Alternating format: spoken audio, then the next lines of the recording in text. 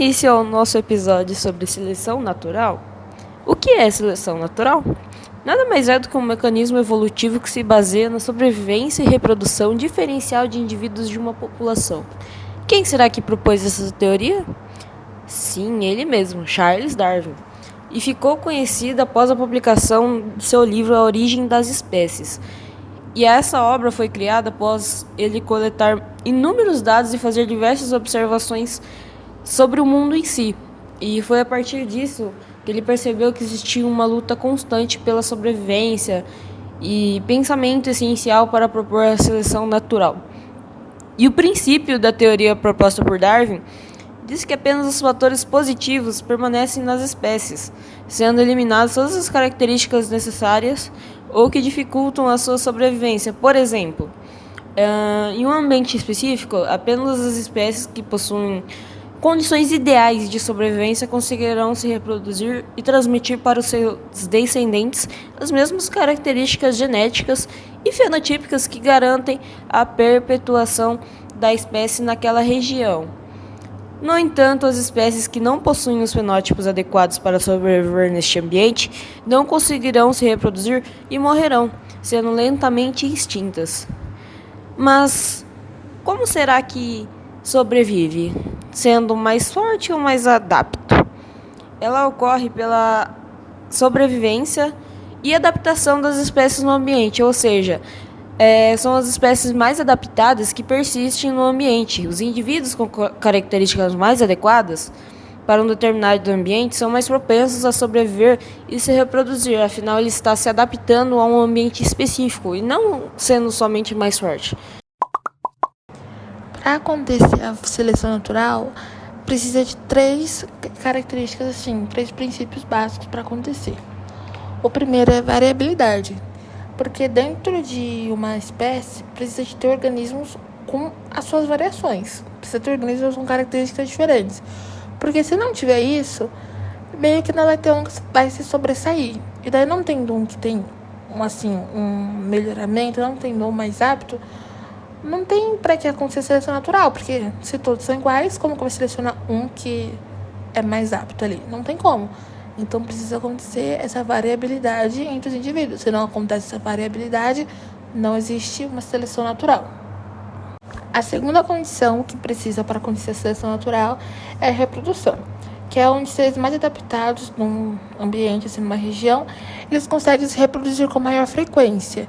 E daí, eles se reproduzindo com uma maior frequência, essa característica, assim, de ser mais apto, ela vai passando. E daí, conforme ela vai passando, a desvantagem que o indivíduo que não foi se reproduzindo com tanta frequência assim, ela vai ficando meio que rara.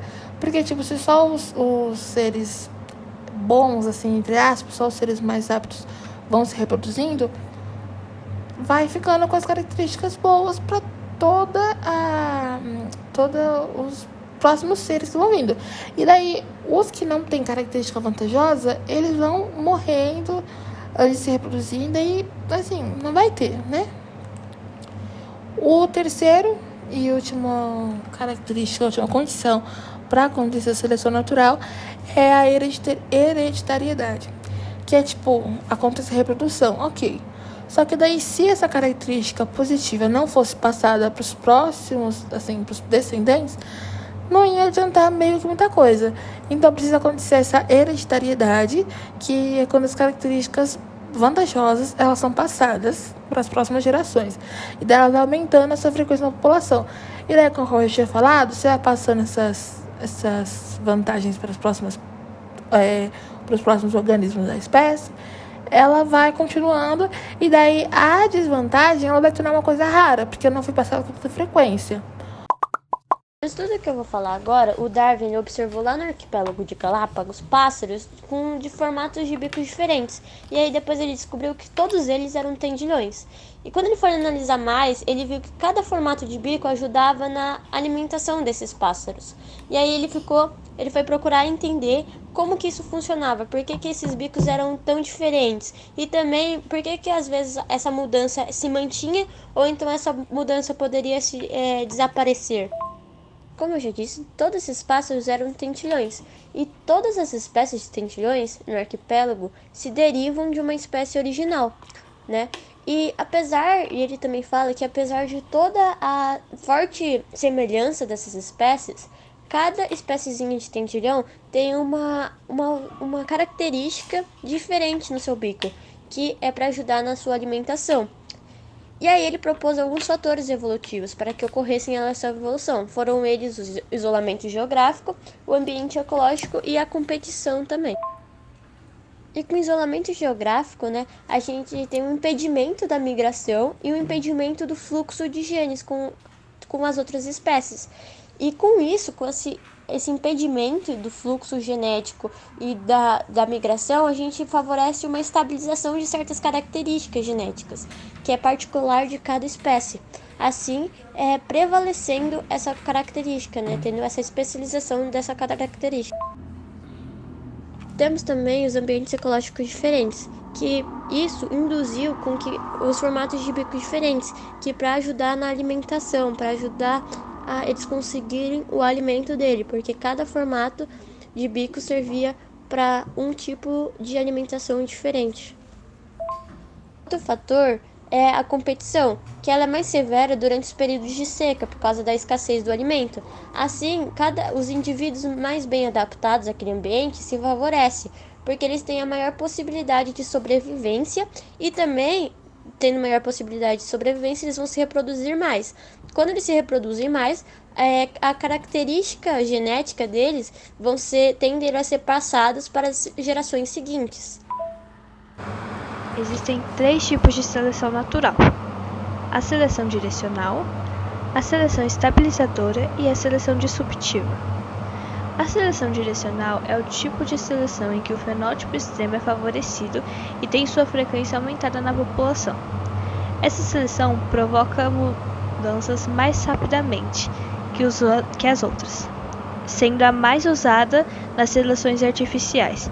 Um exemplo é: um animal menor consegue reproduzir mais que os maiores. Nesse caso, os menores são favorecidos, o que causa diminuição no tamanho da população. A seleção estabilizadora é o tipo mais comum nas populações atuais. Ela seleciona os organismos com fenótipos intermediários. Isso significa que indivíduos muito fora da média serão eliminados. Um exemplo pode ser observado em humanos. Existe um tamanho médio para nascimento de bebês. Crianças muito pequenas ou muito grandes correm mais risco de morte. E a seleção disruptiva é aquela em que os extremos são favorecidos e os organismos intermediários são eliminados. Um exemplo ocorre no pássaro, Passarina amoena. Nessa espécie, existem indivíduos com coloração turquesa e outros com coloração marrom. Os mais coloridos são mais agressivos e mais atraentes e conseguem competir por parcerias. Já os de coloração menos vistosa conseguem invadir territórios e são bem mais tolerados pelos outros machos, o que também garante reprodução. Os fenótipos intermediários são pouco agressivos e atraentes e também pouco tolerados, o que faz com que não sejam selecionados. Para entendermos bem a seleção natural, vou citar outro exemplo e eu preciso que vocês trabalhem bem com a imaginação nessa hora, tá bom? Enquanto eu vou falando. Então vamos imaginar que num local com neve, né, são observados 2 tipos de roedores. Os roedores de pelo branco e os roedores com pelo mais escuro. Vamos supor que é o pelo marrom agora. Os de pelo branco, né, eles vão ser mais capazes de se esconder na neve por causa da semelhança de cor, né? Por meio da camuflagem, eles vão estar se escondendo. Já os de pelos marrons, eles não vão ser capazes de se esconder assim com tanta eficiência, por causa que essa diferença, esse contraste de cor da neve com o pelo marrom, com a pelagem marrom. E assim, os predadores também observam eles com mais facilidades. E aí, como os brancos vão ser os menos capturados, né? Eles têm a chance de sobreviver maior e assim também eles vão se reproduzir mais. E aí essa característica de pelagem branca vai ser repassada para as próximas gerações. Então, gente, é isso. Eu espero que tenha conseguido passar para vocês os principais princípios da seleção natural para entendimento de todos. E para quem se interessou sobre o assunto, que é muito legal, eu vou estar indicando agora 2 livros, que é A Origem das Espécies, de Charles Darwin, e o outro também de Charles Darwin é A Viagem de um Naturalista ao Redor do Mundo. Então é isso. Espero que vocês tenham gostado e até o próximo episódio desse podcast.